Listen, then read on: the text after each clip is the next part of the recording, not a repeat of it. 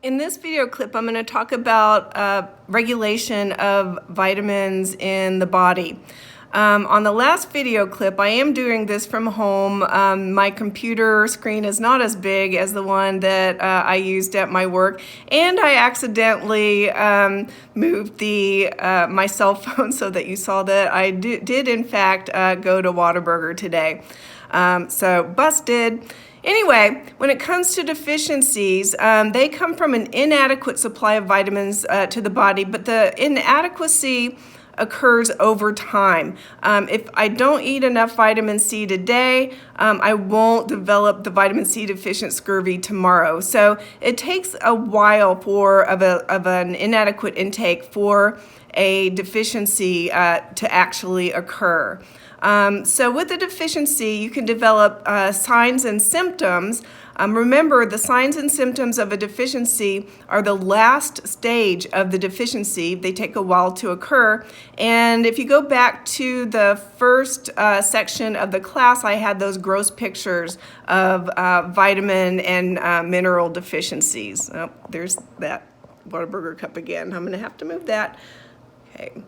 What we experience mostly in the U.S. are marginal deficiencies that don't result in visible symptoms, but they can increase susceptibility to health problems. For example, an inadequate intake of vitamin A and C, antioxidants, are linked with cancer because they destroy free radicals, and free radicals can damage DNA. Damaged DNA is what produces cancer.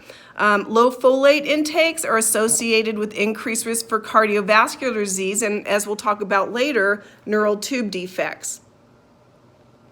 A toxicity of a vitamin occurs with an excessive intake. So you can consume too much. 10 times the RDA or 1,000% of the RDA is considered a megadose. And when you're consuming megadoses, a vitamin doesn't really act like a vitamin anymore, a nutrient anymore. It acts more like a drug. Some examples of problems associated with toxicities: excess vitamin B6 can result in nerve damage, excess vitamin A, headaches, birth defects, even hair loss.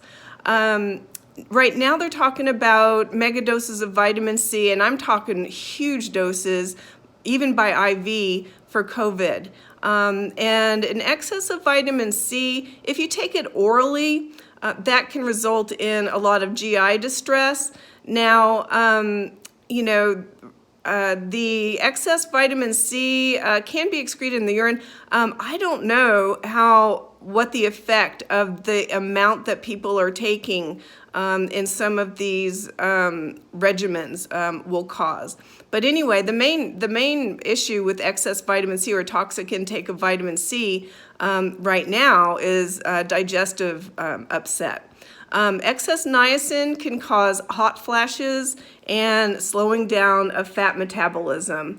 So in terms of the diet, it's difficult in most cases to consume a megadose from food. Supplements are usually the source of toxicities of vitamins. So how do you regulate levels of vitamins in the body? The body tries to help protect us from ourselves by preventing deficiencies and toxicities. The way it does this is, if you need more of a vitamin, absorption of that vitamin increases.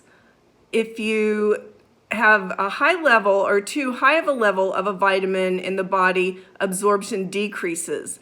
And then the excretion of excess vitamins in the urine is increased when there's a toxic level in the body, if the vitamin is water soluble, and excretion in the urine will decrease if you have a deficiency. So here's an illustration of when more is needed, absorption increases. In cases when more is needed is if you are pregnant, iron and calcium needs are increased, so the absorption of those nutrients increases a lot. Those are minerals, not vitamins, but it's a good illustration. If you're deficient in the diet, your needs increase and more will be increased. So here's some vitamin in the small intestine, and if you need more, a lot of it will be absorbed. Okay. In this next slide, it shows that when you need more, you'll excrete less in the urine. Okay. So most of the vitamins that are running through the kidney, being filtered through the kidney, are being absorbed back into the body.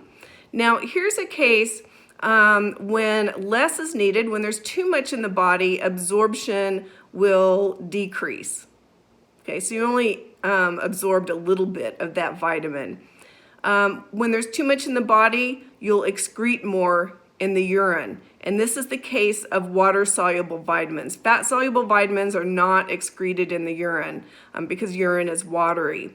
So we're protected somewhat from a toxicity of the water-soluble vitamins. In fact, they say that when you take too much of a water-soluble vitamin, you're actually just creating expensive urine that's full of vitamins. Okay. So these regulatory mechanisms can be exceeded to the point where you do develop deficiencies and toxicities. But the body tries to protect you as best it can from toxicities and deficiencies from occurring.